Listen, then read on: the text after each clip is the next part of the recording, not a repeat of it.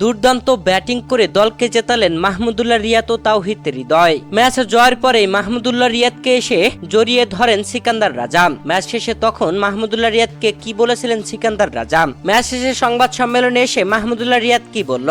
দর্শক, জিম্বাবুয়ের বিপক্ষে দ্বিতীয় টি-20 ম্যাচে খেলতে নেমে বাংলাদেশ টসে জিতে জিম্বাবুয়াকে আগে ব্যাটিং এ পাঠায়, যেখানে জিম্বাবুয়া ব্যাটিং করতে নামলে শুরুতে বাংলাদেশি বোলাররা একের পর এক উইকেট তুলে নেয়। তবে শেষ দিকে দারুণ ব্যাটিং করেছে জিম্বাবুয়া, যেখানে তারা শেষ পর্যন্ত পুরো 20 ওভার খেলে 7 উইকেট হারিয়ে করে 138 রান। আর 139 রানের টার্গেটে ব্যাট করতে নেমে বাংলাদেশ 4টি উইকেট হারিয়ে ফেলেছিল।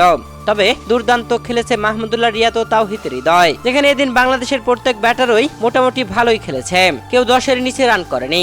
যেখানে 4 উইকেট পড়বার পরে তাওহিদ হৃদয় ও মাহমুদুল্লাহ রিয়াদ অপরাজিত থেকে দলকে জিতিয়ে মাঠ ছেড়েছেন। মাহমুদুল্লাহ রিয়াদ করেছেন 16 বলে 26 আর তাওহিদ হৃদয় করেছেন 25 বলে 37 রান, যেখানে বাংলাদেশ 9 বল হাতে রেখেই 6 উইকেটের জয় তুলে নেয়। আর বাংলাদেশের কাছে এমন ম্যাচ হারের পরে মাহমুদুল্লাহ রিয়াদকে বুকে জড়িয়ে নিতে দেখা যায় সিকান্দার রাজাকে। ম্যাচ শেষে সংবাদ সম্মেলনে আসেন মাহমুদুল্লাহ রিয়াদ। তখন সাংবাদিকরা প্রশ্ন করেন সিকান্দার রাজা তখন কি বলছিল তাকে। এই সময় মাহমুদুল্লাহ রিয়াদ বলেন, তেমন কিছু না, জাস্ট এতটুকুই আমাকে বলছিল আপনি এখনো প্রচুর হিট করে খেলতে পারেন। দর্শক, এই ম্যাচে মাহমুদুল্লাহ রিয়াদ বিশাল একটি ছক্কা মেরেছিলেন।